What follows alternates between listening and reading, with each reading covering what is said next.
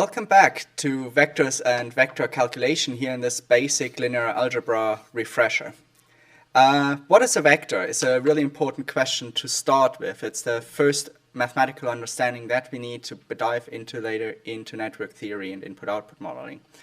Vectors represent a collection of values, and as you can see on the slides, we have this vector v, which consists of m different values, here labeled as x1 to xm. And the formal way to write it is in those brackets that look like division, but it's not. So those typical written form of a vector takes a lot of space. So what we can do, especially if you have like 50 or values or something like that written below each other, takes a lot of space on your paper. Quite often we transform them, and this is, you see this little t next to the vector, and then you switch the vector and you separate the values by commatas. So a vector has a dimension. It tells you how many objects are in this bracket, and in this case here we have a vector of the dimension m cross 1. This tells you have m values times 1, not multiple next to each other as we see it in the next video on matrices. And you can do math with a vector.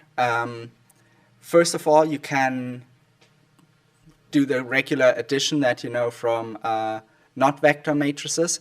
Really important here is you can only add up vectors that have the same dimension.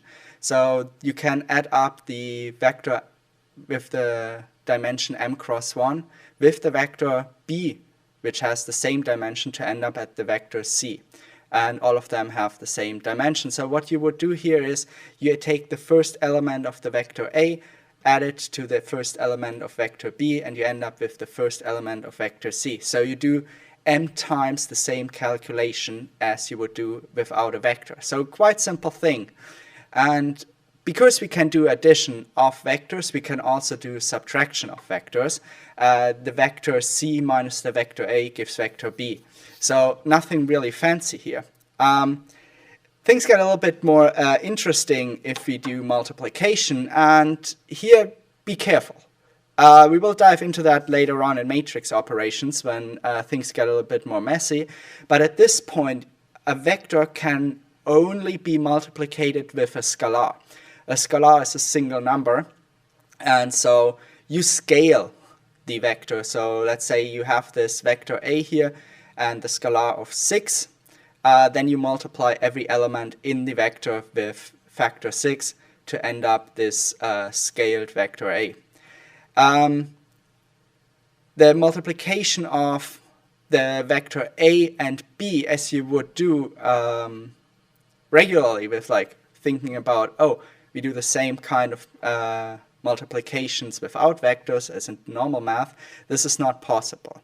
Again, here, short disclaimer, we will look into things at the matrix multiplication, where this is a little bit different, and there you will see and understand why it is not possible.